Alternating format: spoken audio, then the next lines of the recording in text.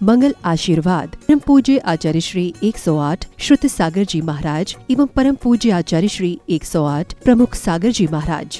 प्रेरणा स्त्रोत परम पूज्य मुनिश्री 108 प्रणम्य सागर जी महाराज एवं परम पूज्य पाठशाला प्रणेता मुनिश्री 108 हनुमान सागर जी महाराज। प्रायोजक ज्ञान दानम गुरुकुल। नमन करता नानाजी स्वर्गीय श्री उमाशंकर जैन गाजियाबाद वाले।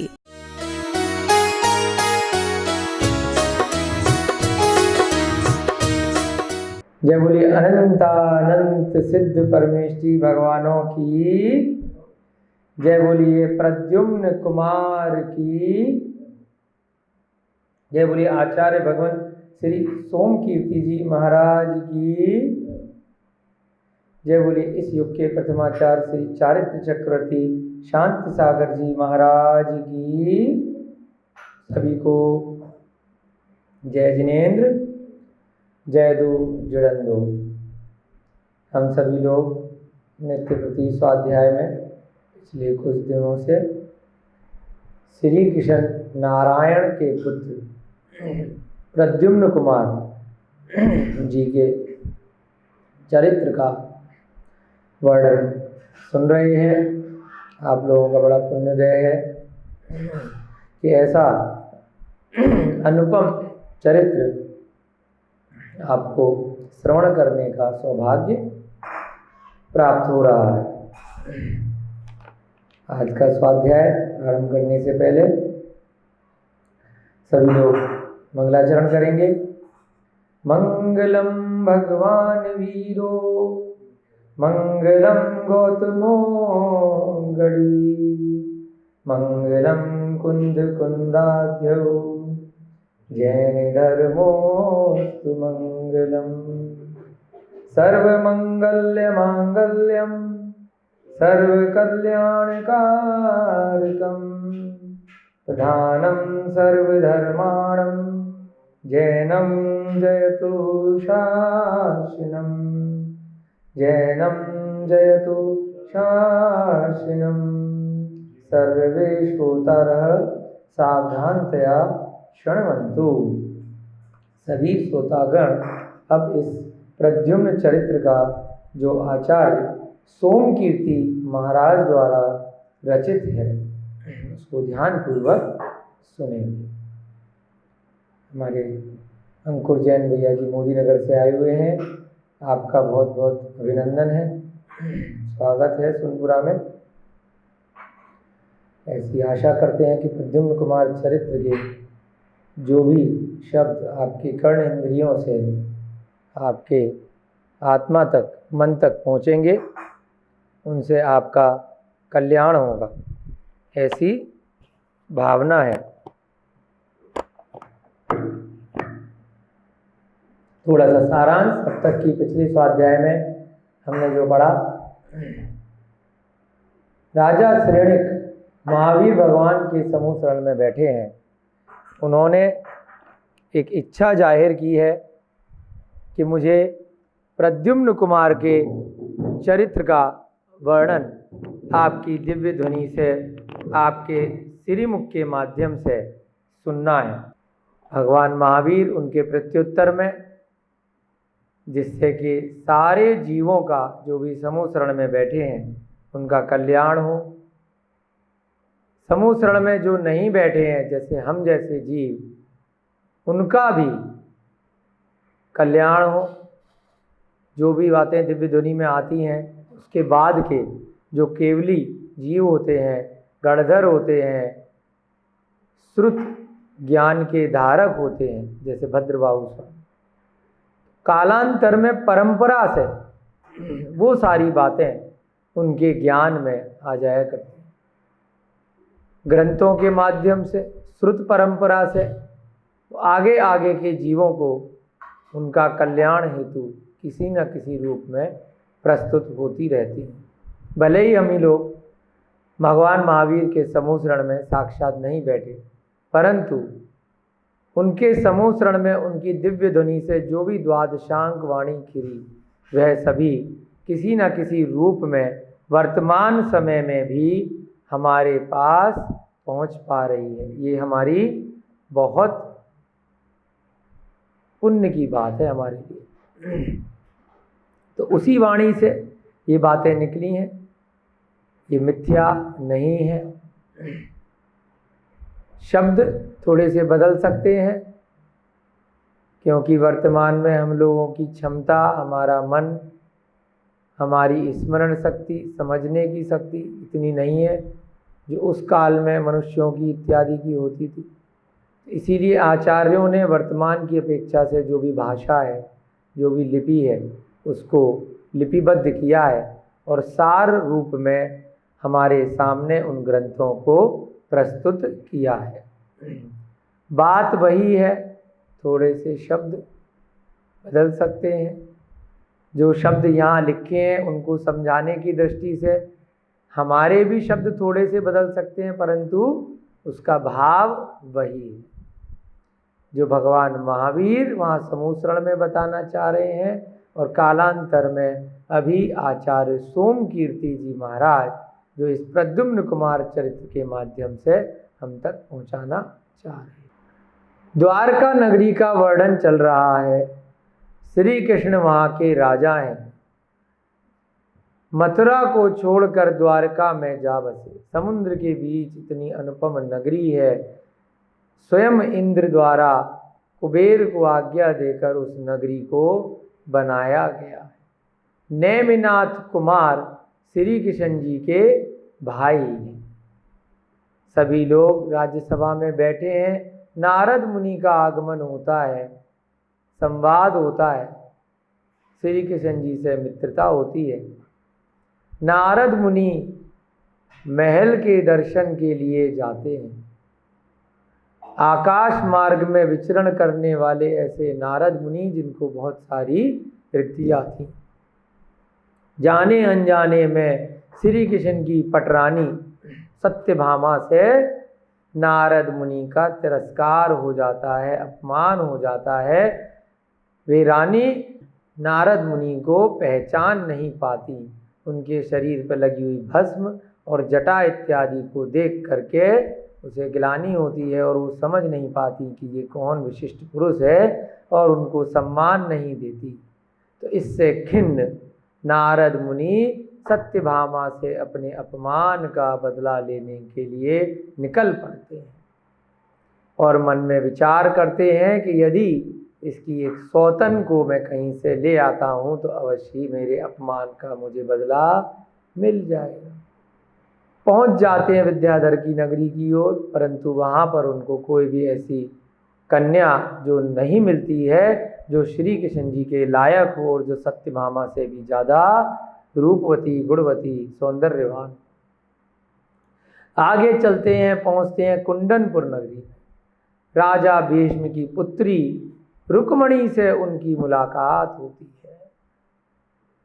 रुक्मणी का अनुपम सौंदर्य, रूप, कुल इत्यादि देख करके मन प्रफुल्लित हो जाता है कि मुझे सत्यभामा की सौतन यहाँ अवश्य मिलेगी।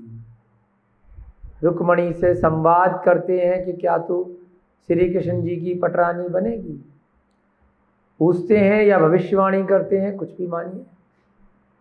उसके मन में श्री कृष्ण नारायण के बारे में बहुत सारा राग उत्पन्न करके वहाँ से निकल जाते हैं। रुक्मणी का एक चित्र बनाते हैं कैलाश पर्वत पर पहुँच करके। इतना सुंदर चित्र, उसे लेकर के द्वारका नगरी में श्री कृष्ण जी के पास पहुँच जाते हैं। अनुपम अवसर देख करके वह चित्र नारद मुनि श्री कृष्ण जी को भेंट करते हैं। श्री कृष्ण जी उस चित्र को देखकर ही मोहित हो जाते हैं, सम्मोहित हो जाते हैं और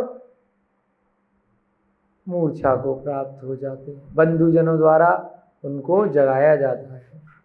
नारद मुनि से जब पूछा कि कौन है, क्या है, तो नारद मुनि ने बताया कि भूमि गोचरी है, अभी अविवाहित है,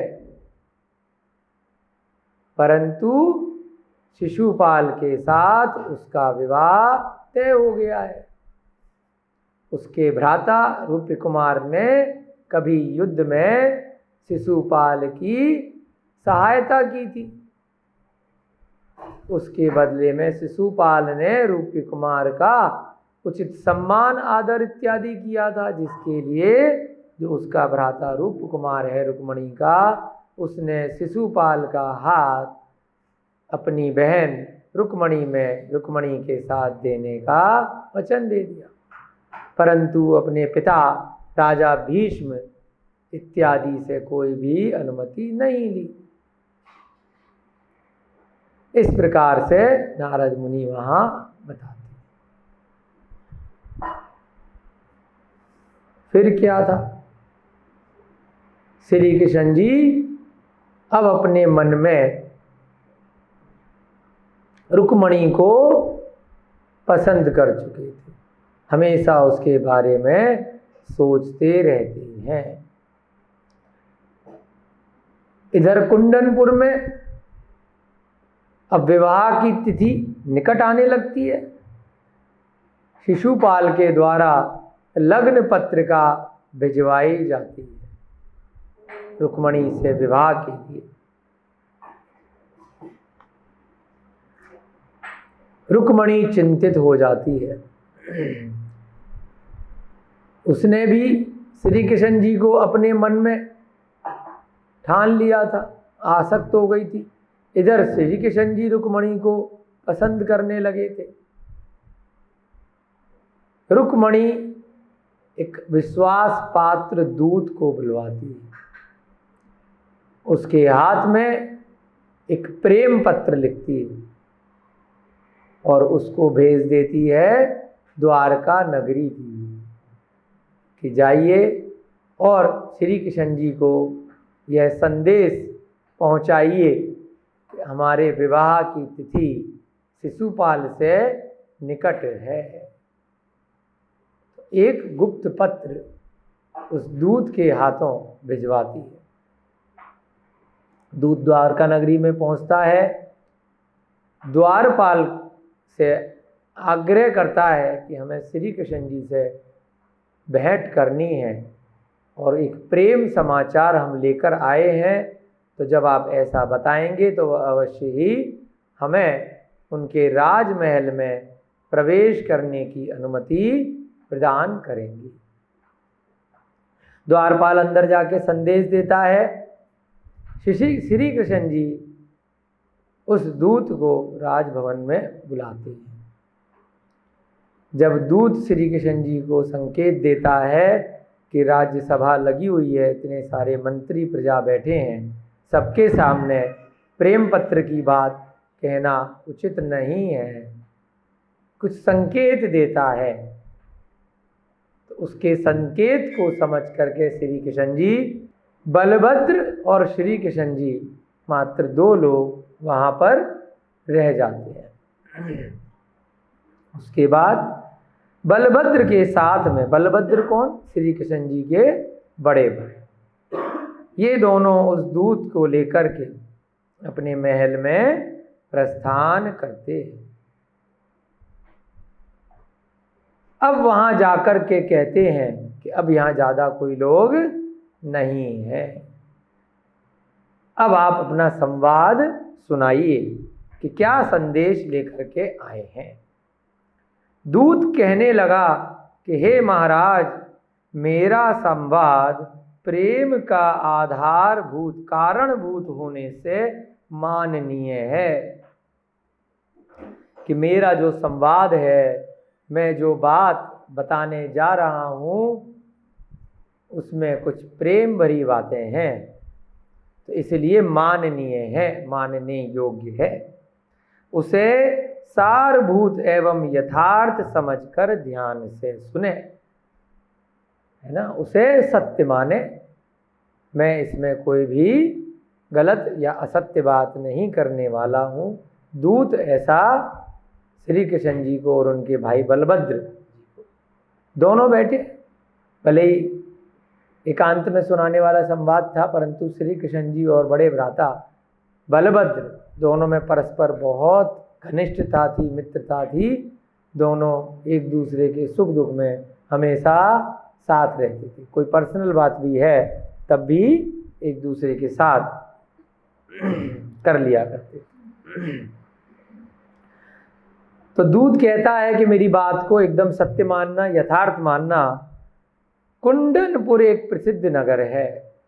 अब वो बता रहा है दूत, ये संवाद आप पहले भी पढ़ चुके हैं। उसको दूत श्री कृष्ण जी को बता रहा है कि ऐसे ऐसे कुंडनपुर नामक एक नगर है, वहाँ का राजा भीष्म गुणग्राही एवं शत्रुओं को परास्त करने वाला है।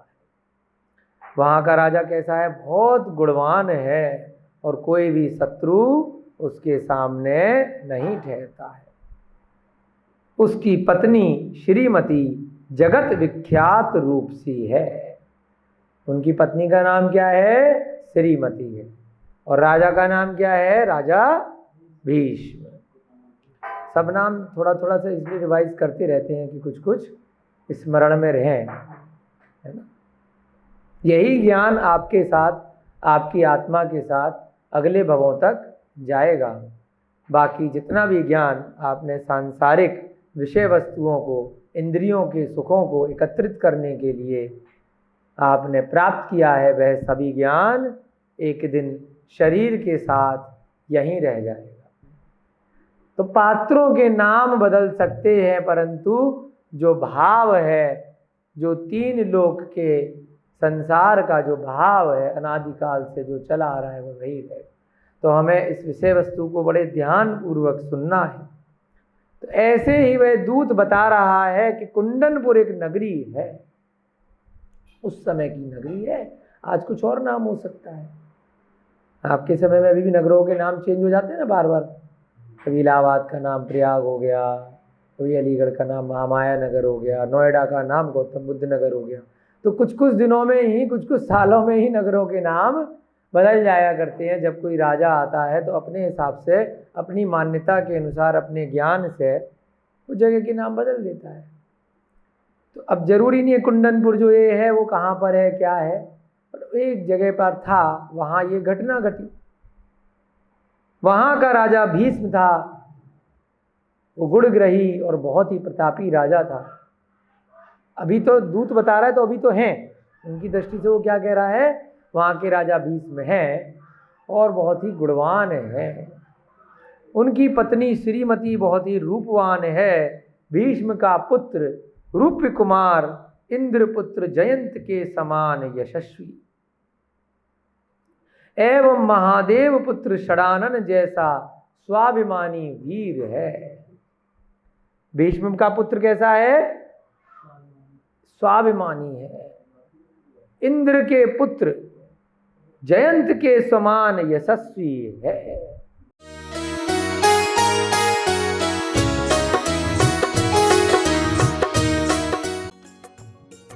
मंगल आशीर्वाद परम पूज्य आचार्य श्री 108 श्रुत सागर जी महाराज एवं परम पूज्य आचार्य श्री 108 प्रमुख सागर जी महाराज। प्रेरणा स्त्रोत परम पूज्य मुनिश्री 108 प्रणम्य सागर जी महाराज एवं परम पूज्य पाठशाला प्रणेता मुनिश्री 108 अनुमान सागर जी महाराज। प्रायोजक ज्ञान दानम गुरुकुल। नमन करता नानाजी स्वर्गीय श्री उमाशंकर जैन गाजियाबाद वाले।